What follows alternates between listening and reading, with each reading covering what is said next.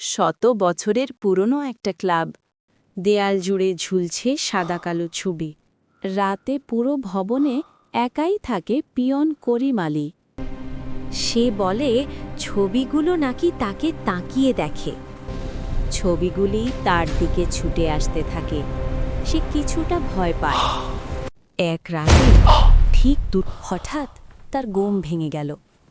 টক টক টক। সে ধীরে ধীরে সিঁড়ি বেয়ে উপরে উঠল। বারান্দার জানালা দিয়ে ভিতরে তাকিয়ে যা দেখল,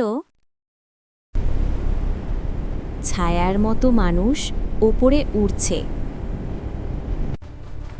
দেয়ালের ছবি থেকে মানুষ নিচের দিকে আসছে।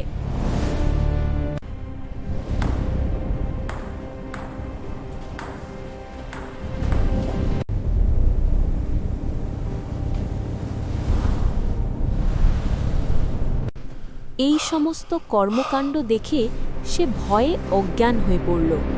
তারপর ডক্টর ডক্টর ডক্টর। পরের দিন দেয়ালে আরেকটি ছবি উঠল।